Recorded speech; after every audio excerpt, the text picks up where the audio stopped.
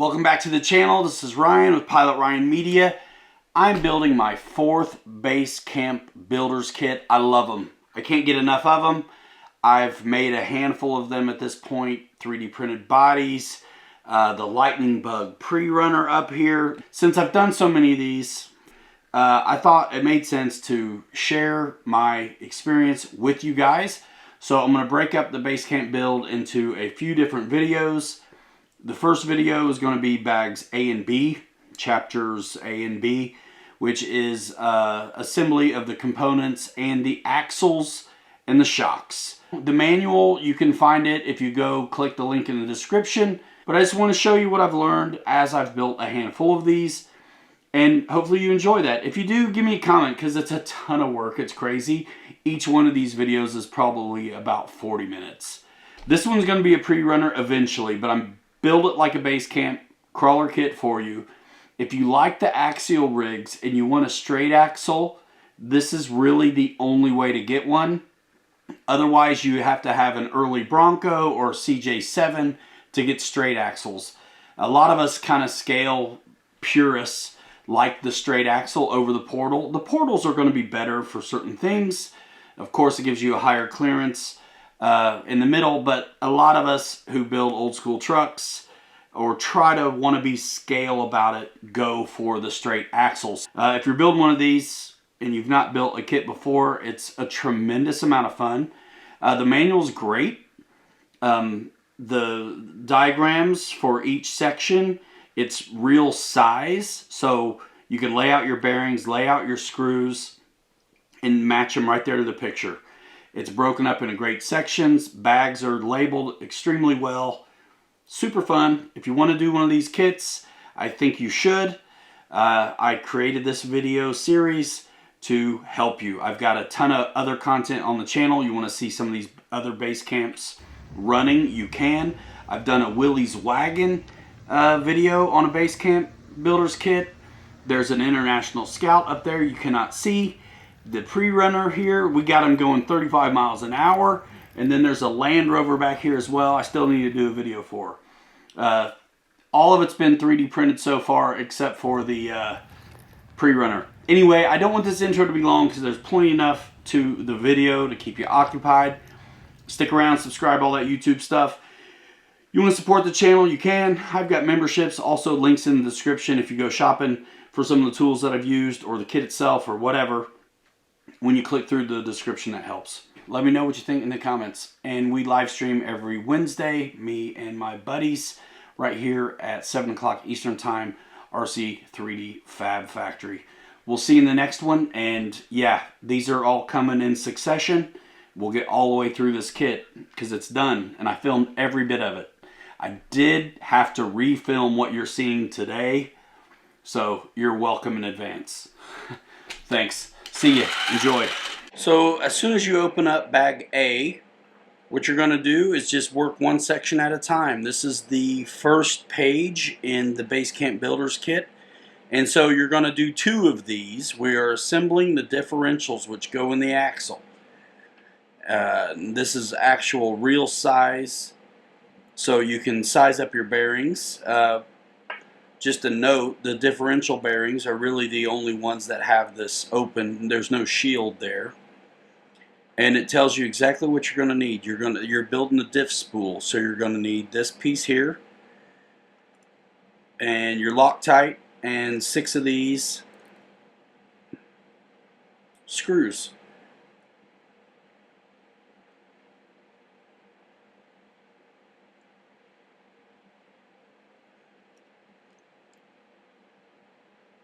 And you're going to build 2 of these.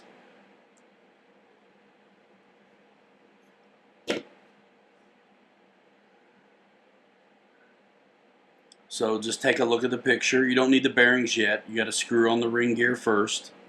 So take a look at that. And you're going to put the spool facing the way it does in the book, is what I always do. And then go ahead and place this on there. And then just simply get started.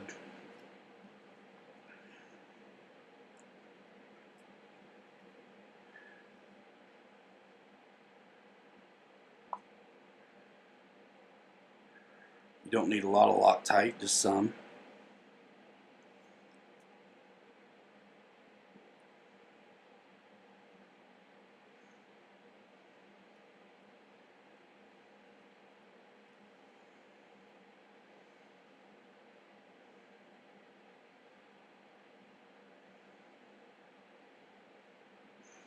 It's a 1.5 size driver for these screws.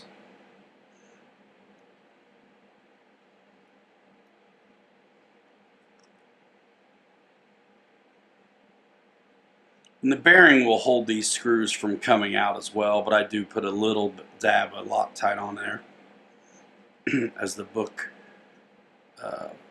illustrates.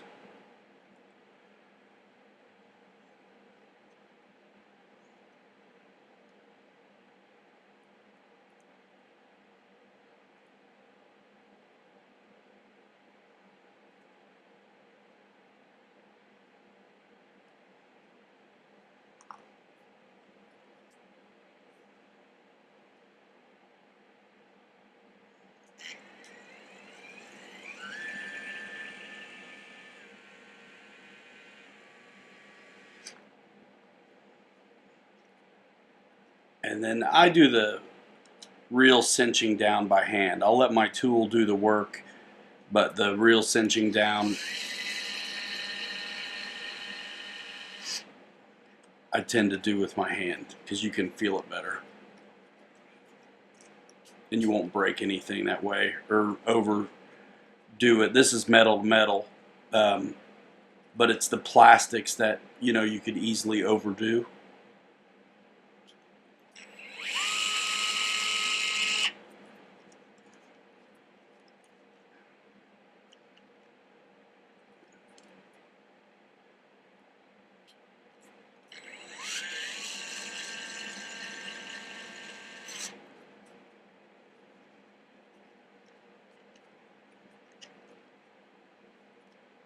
I know it's dark. The light is awful here.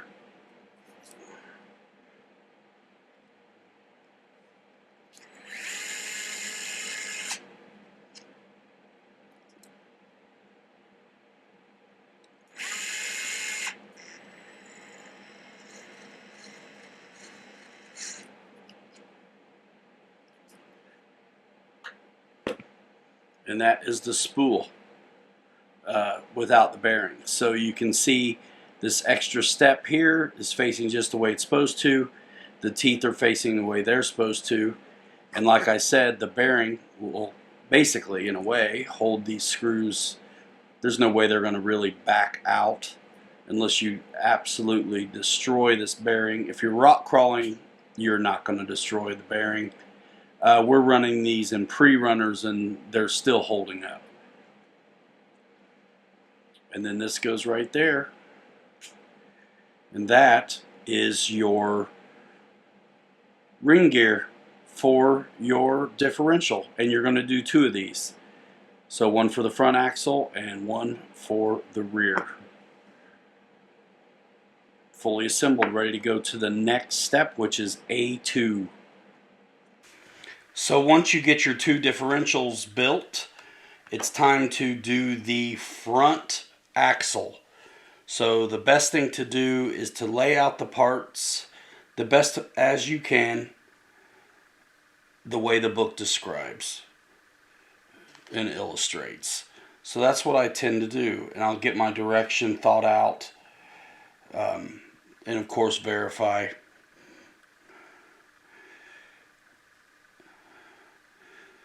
the parts we're going to need to do the job. Again, with the bearings,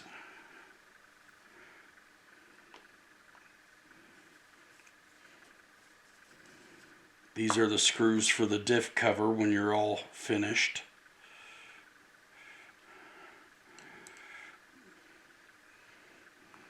Let's put them in there for now.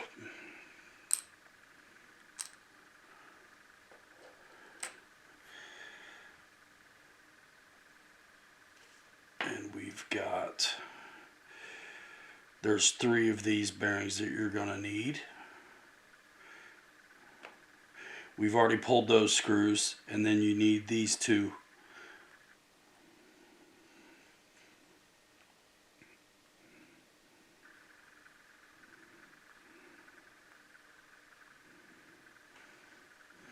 So here's the front axle housing, and we've got it facing the correct direction, and there's a good way to check and make sure everything is right here at the end that I'll be glad to show you. So the big bearing goes in there, and one of the small bearings will go on this side,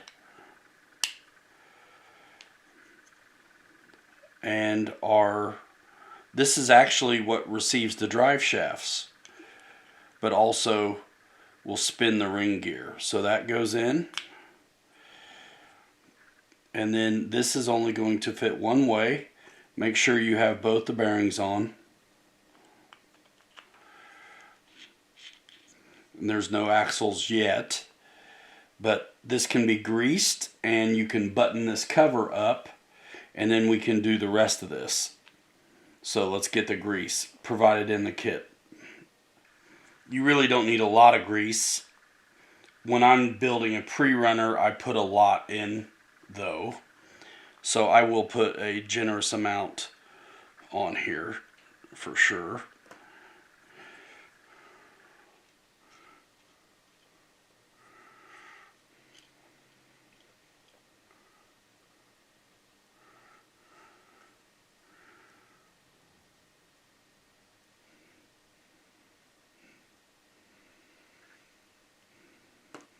Definitely a generous amount. This Basecamp Builders kit that I'm doing will end up being a pre-runner. So that's why I'm doing that. And I could put in more, but that's going to be sufficient. And we'll go ahead and get this cover on so our differential doesn't fall out. So that's going to press in. It's only going to fit one way. And then you can go ahead and drive these screws and continue on with this step in the process.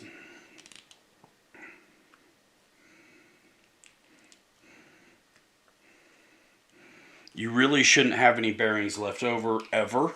You will have some circlips left over from time to time.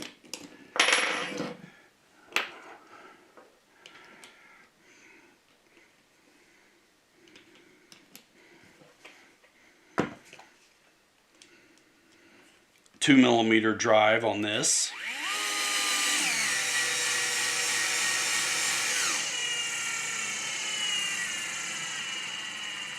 I love this DeWalt gyro screwdriver because I don't have to chuck it down. It's just the amount of left or right tension I give it. You can see when I give it more right, it tightens faster.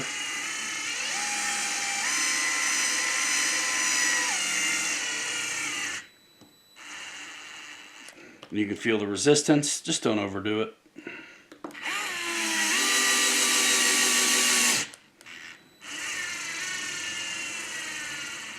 You get to where you can hear it too.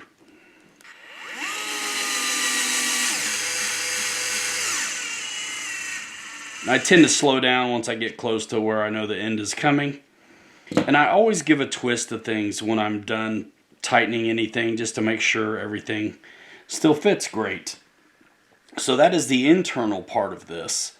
The next thing we're going to do is there's two bearings left over, and they are going to go in these carriers.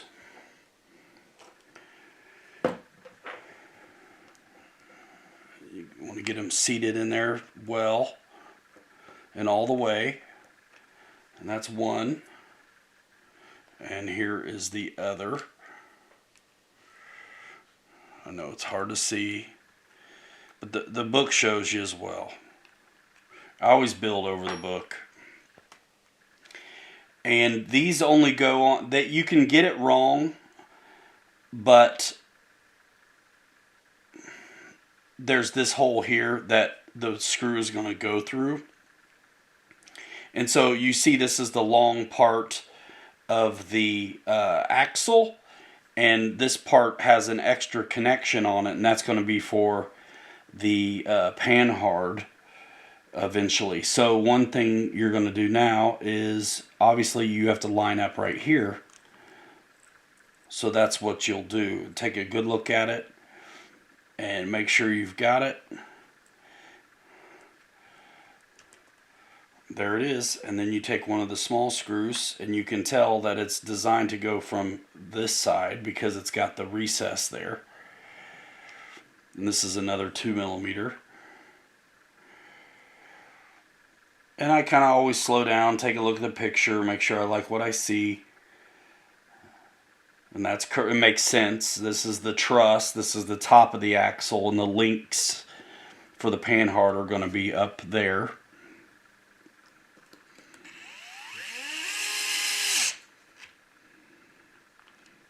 There's that one. And now we got one side done, so I'm going to turn it around so I can see. And this is going to be basically the same.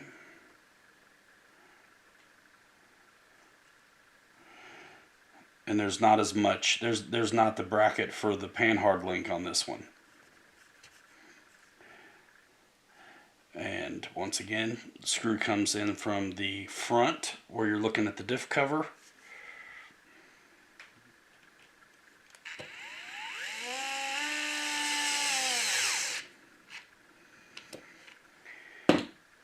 And you don't have the knuckles on yet, but you can see in a way that, I mean, there's this little bit of angle.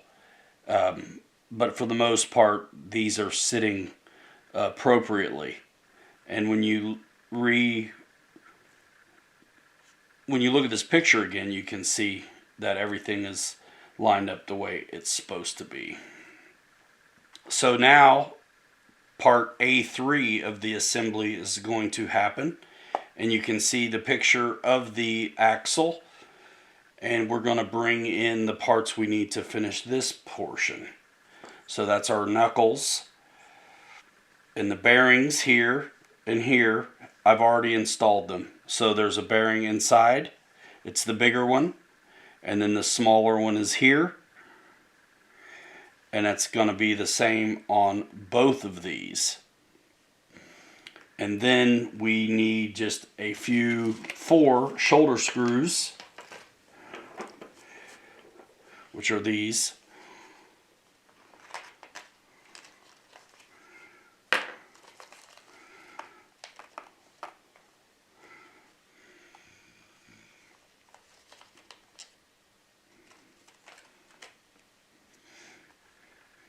And yeah, that's right. So there are 2 axles here as well. There's a short one and a longer one. You can see there's an offset to this diff, so it makes perfect sense that that would be the case. So the long axle is going to go in, and if it doesn't feel like it's in all the way, just twist. The bearing sits right over here on this. And this is the only thing you really have to consider here, is making sure you get this correct with the knuckle. And keep in mind that the link for the steering rack will be in front of this axle, not behind. So this protrusion here on the knuckle will be in the front of the axle. And there's an angle to this. So if this is the correct knuckle for this location. But you can see if I were to put on the wrong knuckle,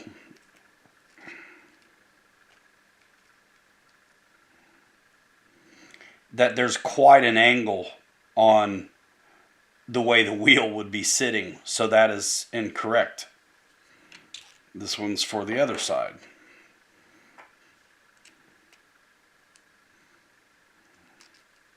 So again, the bearings are already installed in these knuckles. It's a bigger one there, and then a smaller one here.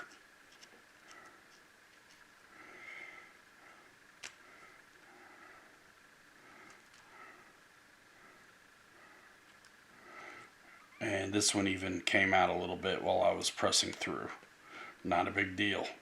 Your hex will hold that in. The rear axle is just slightly different. And then you take your shoulder screw and you're going to tighten these. I would say tighten it snug and then back it off a turn, half a turn or so. Because if they're too tight, you're going to impede the free movement of the steering knuckle.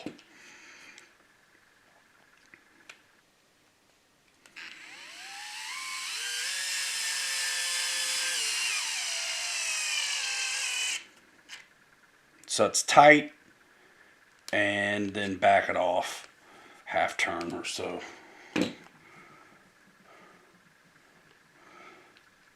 Same thing on the bottom. You're never going to use the Loctite on the plastics.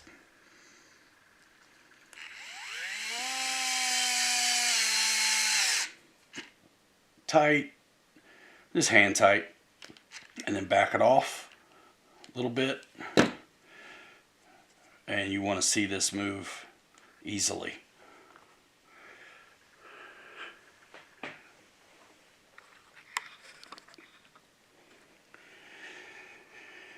Now we can do the other side. So don't forget your axle.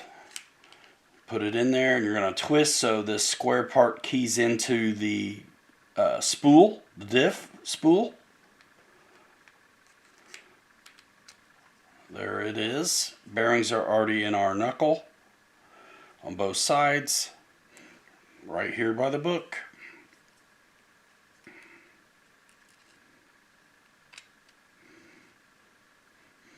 And if this is your first kit, like you're in the first bag and you've already got an axle built. Good job. I've done 4 of these. And I enjoy it actually quite a bit.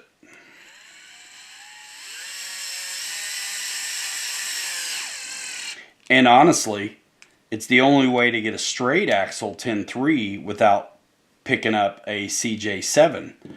Because there are not straight axle 10.3s at the moment. Everything's got a portal axle. The Coyote's got a portal axle. I believe the Pro kit, SCX10 Pro crawler carbon fiber chassis kit is portal as well. And the Basecamp ready to run is actually portal as well. So this, if you like the scale straight axle like a lot of us do, this Basecamp builder's kit is really the only way to get an axial one. So you can see with the knuckles on now, the shafts are in line with the axle. So if we were backwards, they would be angled crazy and your wheels would not look good at all. So the next thing they show is we're going to put on a hex. So you're going to source this little set screw and a couple of the hex screws, and you've got the axle section A3 complete. So the last thing to do in section A3 is to put the hexes on. The hexes are going to be what's necessary to hold on the wheels that you choose. You can see it's a hex. No matter which wheels you use, you're going to see this 12 millimeter hex is what's used.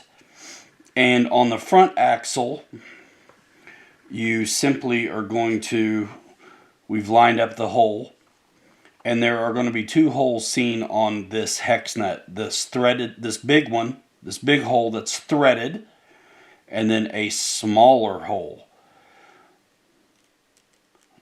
So have the threaded large hole up to you.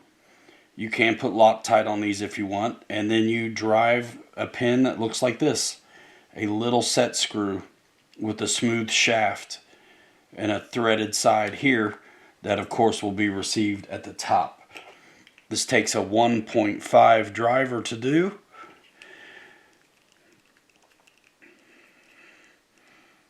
And you just want to get it in there. You don't have to crank it down. You just want it to be below flush. If you crank it down too much, you'll expose too much of that pin.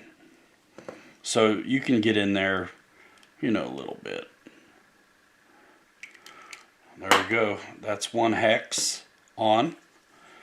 And we'll do the same thing on this side. We got, this hole is the same no matter if it's up or down. But what's critical is that this threaded side is up. So not the small one. Roll it to the big side. Line up the hole.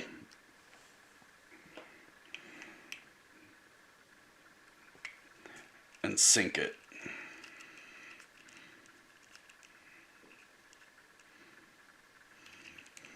There you go. Now your wheels are ready to go on. Everything is done. And you can spin the diff. Everything moves freely, and you can see that that's going to spin the wheels. Great job.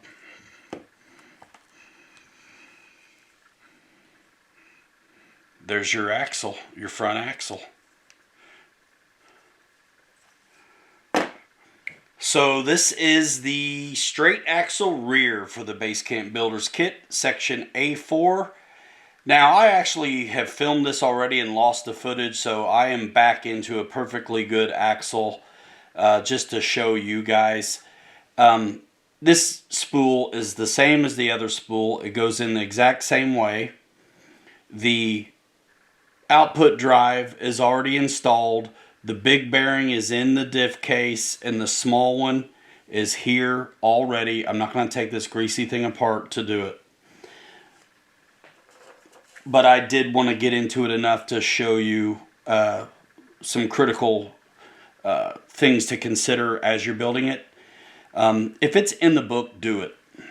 Is really the advice. So we've got the spool in, our bearings, our output drive, which is going to be for the drive shaft later.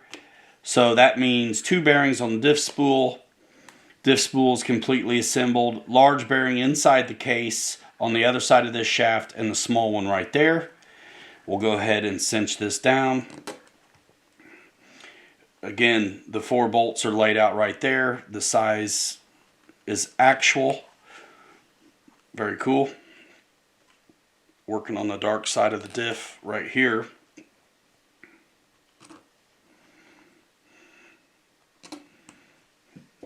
I enjoy these.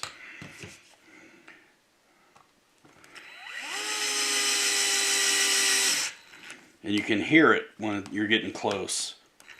And if you have one of these gyro drivers, you can feel it pretty good. But if you're new to it, slow down and then finish by hand. I always tighten in an opposing pattern almost no matter what the thing is I'm doing. Just like on a spare tire or anything else in real life. So the diff spool and output drive, all the bearings are in there as laid out in the illustration. And so we can turn the page and finish. We have to install the axles now, the drive axles. So this is the last section in the A bag, and we've got this, you really can't get wrong. So you've got 2 of these axles here. You're going to need a couple bearings and these little spacers. These are important. You'll see why. So you don't get these for the front. You don't need them for the front, but you need them on the back. So we've got our 2 axles, we've got our bearings, we got our spacers, these 4 bolts, and then you've got your set screw and the hexes that will go on here when the job is finished. So first thing you're going to do is, now these axles, the diff resides in the middle of the axle, unlike the offset you see on the front. So you can just put, and you can see this flange on the axle. The bearing goes on the outside of this, so you don't have to worry about putting a bearing in here yet. So go ahead and put in the axle. It's a square in, so you're going to have to turn it to make it fit in the spool. Then you can source your bearing, put it right here. Get that slid over and in. And these screws are what holds the bearing in right there. So we'll go ahead and do that.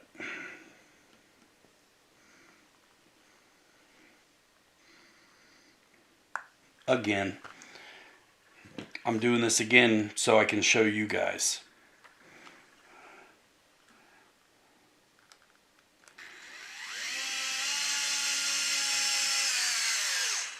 And that holds the bearing from coming out. And you do that on, they oppose each other 180.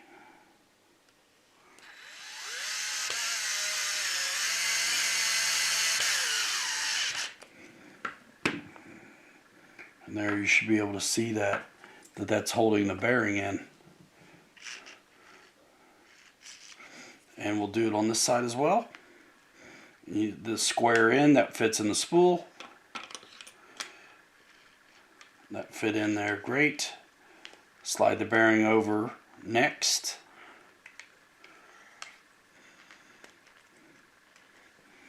And screw it.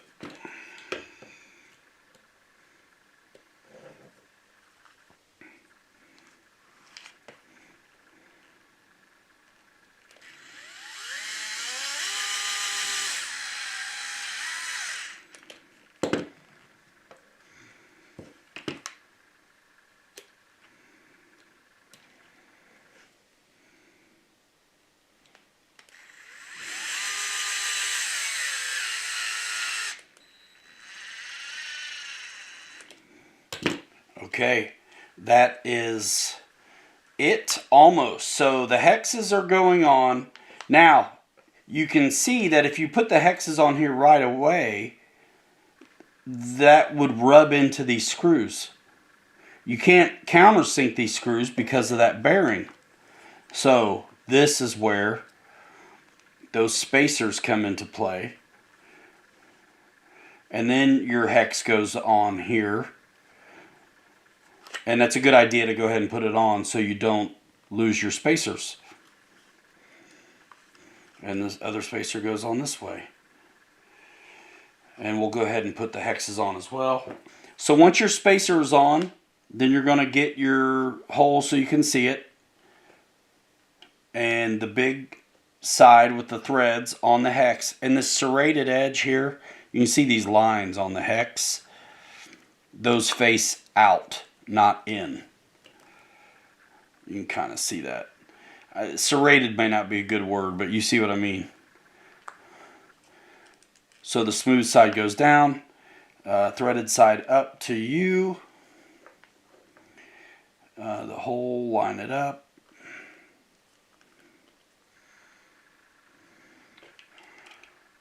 Get your 1.5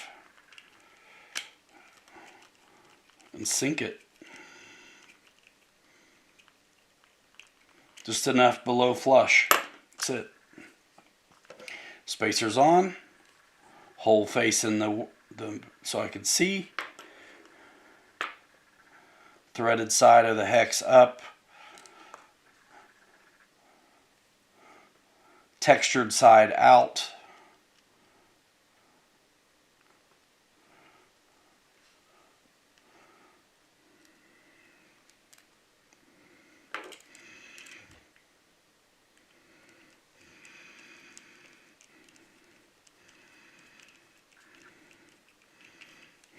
And there you go. Your first A letter section bag is all done. Your axles are done.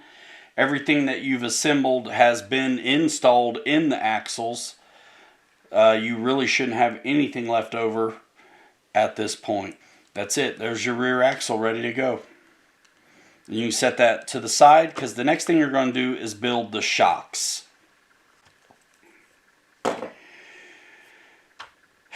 The shocks. Again, like I told you, I lost the footage. They're already built, and I will not be taking them apart. So we're just going to talk about it. You're going to lay out these parts.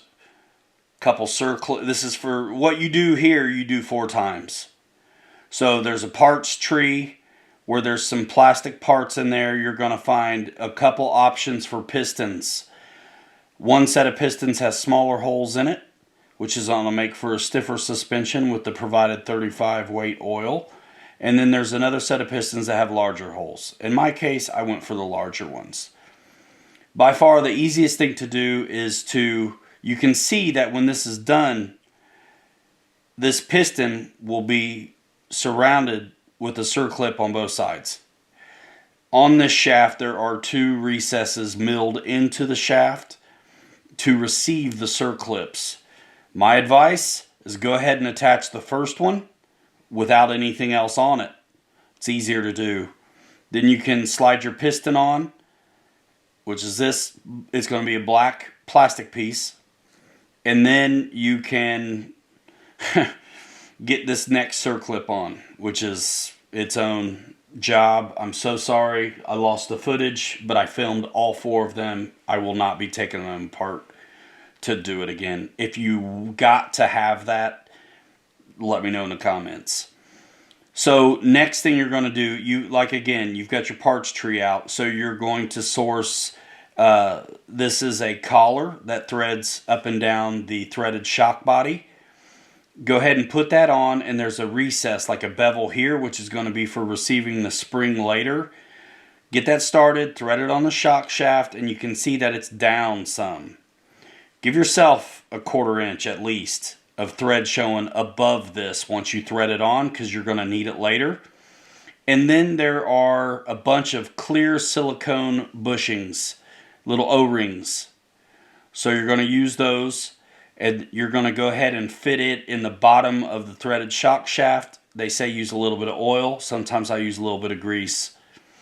Do what you want, but it's to help keep the oil from coming out. So if you got green slime or grease, something that won't eat this up, by all means use it. I've been okay with using the grease so far.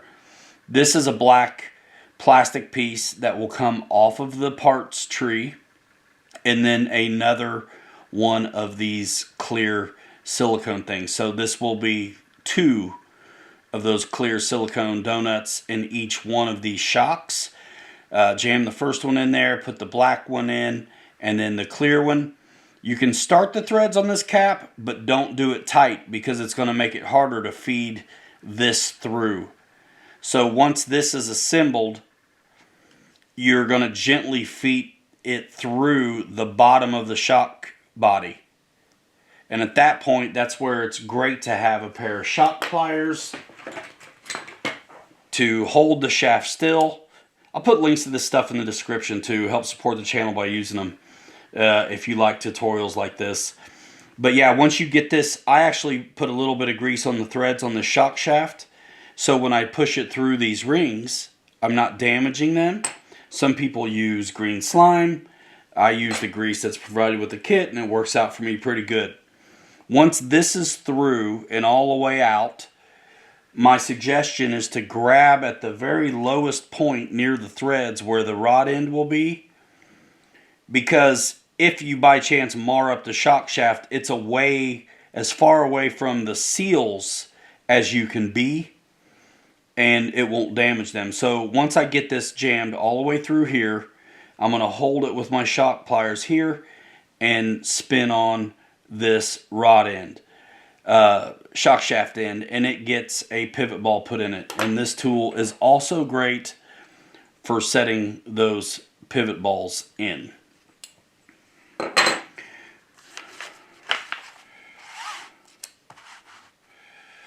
And here is the rest of one shock being assembled. So you've got your rod end on, your collar is down, fill it up with oil, stroke this shaft in there, and let the air out. You don't want any bubbles in there. And when you fill this with oil, you can leave a little bit of room at the top. You don't have to fill it all the way, because it's going to come squirting out if you do. This piece is on the parts tree as well, and there is a black O-ring that's going to go in there also. The cap is metal, and it's got a little bleeder hole on it, so if you did have too much oil in here, it's not the end of the world. The best advice I have for you is to put this this top connector through there where the eyelet is sticking out through the cap, and then you can set that O-ring inside that threaded cap, press it in there with something gentle, and then you can get the thread started and it'll be like this. And again, you're going to cycle the oil, get the bubbles out. I like doing I don't care how they are as long as they're all the same. So I've done a number of different things to get them the way I want them. But generally, I'm going to have the shaft all the way out, full of oil. I put this on. I'm so sorry that I've lost the footage for this, but I'm not going to redo it. You can see the bleeder hole here. But this is all the way out. For me, I got it almost all the way full. I get this cap on, but not all the way. And then I cycle this all the way up to a collapsed shock. So this moves all the way in. Little bit of oil maybe comes out the hole on the cap. Wipe it up. Tighten it up. Pull the shock shaft out. Make sure it does what I want it to. Usually there's just a tiny bit of rebound. So if I push it back in all the way, it's going to rebound just a little bit. What you don't want is to get it locked up where you can't compress this all the way in. That's what I'd say you're looking for. And then your spring goes on. Your spring, as earlier we talked about how it's going to nestle up against this threaded collar. Sometimes that threaded collar is a pain. I've actually stretched them out a little before and used a little heat sometimes to get them to go. Take your time getting those on. But yeah, so the spring goes on, and then there's the perch for the bottom and the screws necessary. And when you're done, you have a fully assembled shock ready to go. And let's just show you one that's done.